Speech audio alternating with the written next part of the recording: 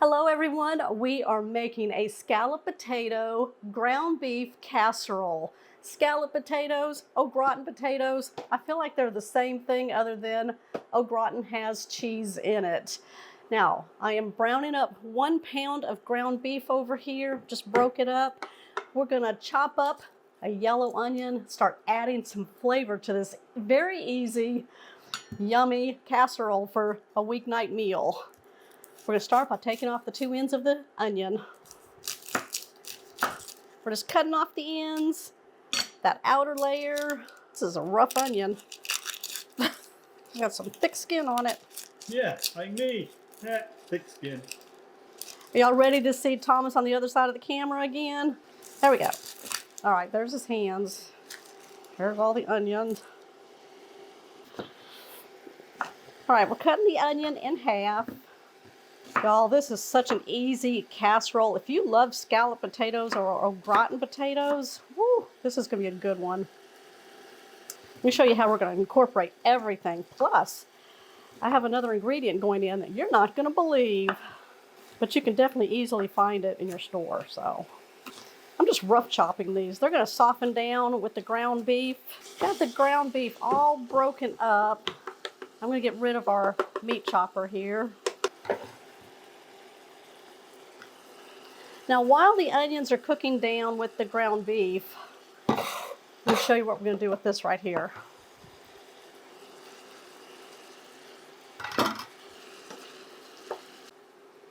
Okay, I've moved the cutting board out of the way. We're using a 9x13 baking dish.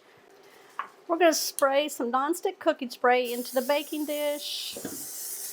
We don't want those potatoes to stick. Now, you need a box of au gratin potatoes or the scalloped potatoes. This is a 7.7 ounce size box. Hold on to this. We're going to take our potatoes, put them on the bottom of our baking dish. Nice and even. There we go. Okay, our ground beef is browned up. The onions are nice and soft. We're going to go ahead and take the grease out of the pan. If you have any excess in there, I'm just going to use my paper towel trick to scoot over your meat and onions. Put in your paper towels. Make sure they're kind of wadded up there. And then we're going to push it into the meat and get any excess grease out. Just like that.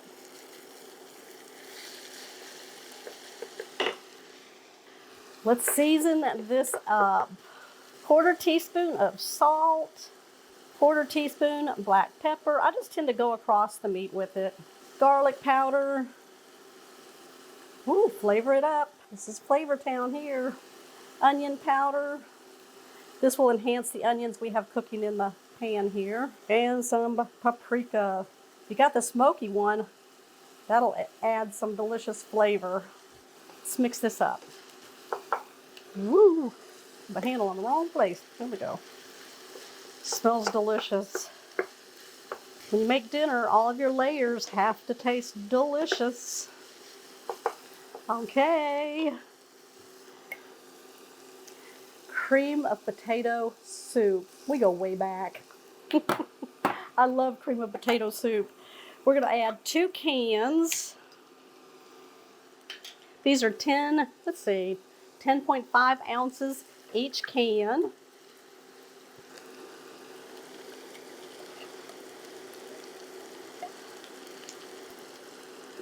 Got 1 can cleaned out. Let me get this other one cleaned out. We're going to mix this all together. We're not adding any liquid to this. Once we get these all mixed together, we're going to turn off the heat. Now here's where you can add some vegetables to make this a true casserole, right? It should have vegetables in there. It's like a full meal. You can add some spinach to that. You could have diced up some peppers and sauteed it with the onions and got that in there. I am putting in a can of whole green beans that I've drained. We're just going to add that in here. Like I said, even if you wanted to put some corn in there, you could have done that. I'm just going to mix this up.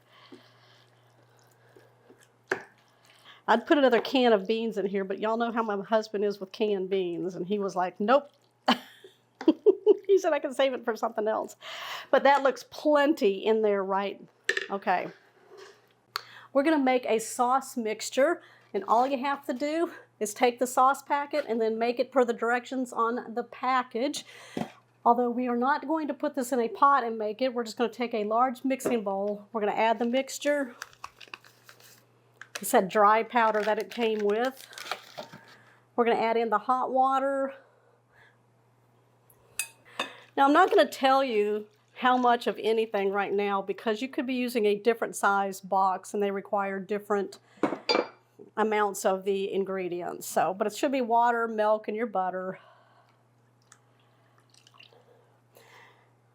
Now, I melted the butter so that I would mix pretty good in there.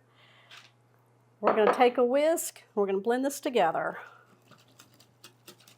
Then we start layering. We're going to take the meat mixture that has our potatoes and the green beans in it. We're just going to place it all over the potatoes, nice and loosely.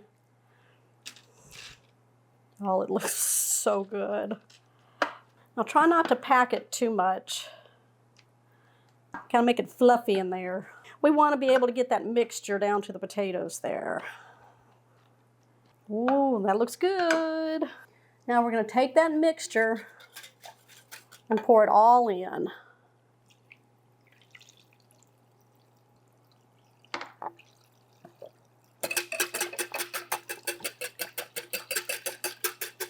I want to make sure all that mixture down on the bottom is all mixed in. There we go. That's what's going to absorb into those potatoes and plump them up. We're going to place this in the oven. It's been preheated at 350 degrees. We're going to bake this for about 25 minutes. And then we're going to pull it out. We got something else to do to it. Place it back in the oven. And then we're going to give this a try. I forgot to tell you, make sure you do this uncovered. I've just pulled it out of the oven at the 25-minute mark. I'm going to go in, top it with some shredded cheddar cheese. About 4 to 6 ounces. We're going to put this back in the oven, uncovered again, for about 10 minutes or so until that cheese is nice and melted. Let's dig in. Look how nice and creamy that looks. Ah, the cheese.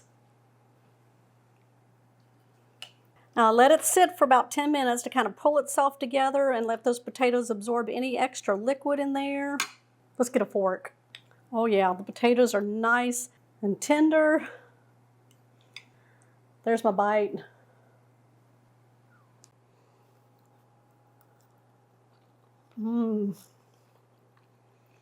How about that for a quick, easy weeknight meal? You can make it on the weekend too. It is okay. All right, give me a thumbs up on this one. Make sure you like the video. If you are new to the channel, don't forget to hit that subscribe button down below. All right, you guys. Who wants some? I'll see y'all on the next episode. Bye.